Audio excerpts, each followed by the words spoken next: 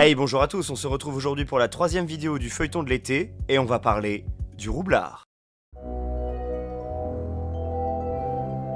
Le roublard, c'est un peu le piège à Dark Sasuke du 93, car oui, quand on pense roublard, on pense tout de suite à l'assassin sombre et ténébreux, froid et méthodique. Sauf qu'un roublard, ça peut être aussi beaucoup d'autres choses. Quand on joue un roublard, il faut déjà se dire que la meilleure de ses armes, c'est la ruse. Le roublard n'est pas un expert du combat, il est fragile, peu de PV, peu d'armure, et il ne tape pas si fort que ça en théorie. Pourquoi je dis en théorie? Parce que le roublard dispose d'une compétence qui peut rapidement se faire s'arracher les cheveux aux gens, l'attaque sournoise. C'est la grande difficulté selon moi du roublard et en même temps c'est sa plus grande force au combat.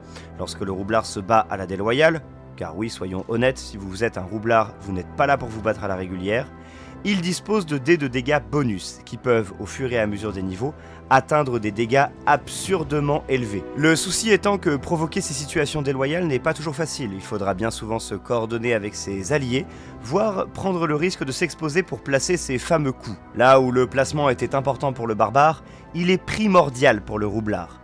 Une erreur peut rapidement se solder par une mort violente de votre personnage, et il faut en avoir conscience lorsque vous décidez de jouer un roublard. En dehors de ça, le roublard peut rapidement briller par sa maîtrise des compétences.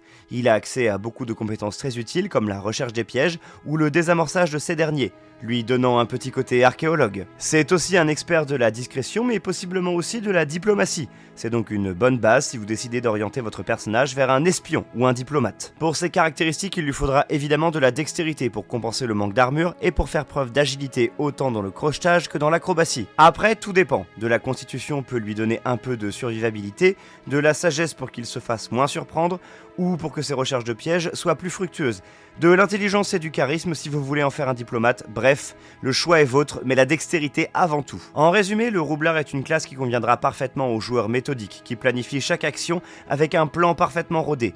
Il nécessitera de toute façon des placements parfaits pour ne pas finir prématurément. J'espère que tout ceci vous aura plu et je vous dis à bientôt pour de prochaines vidéos.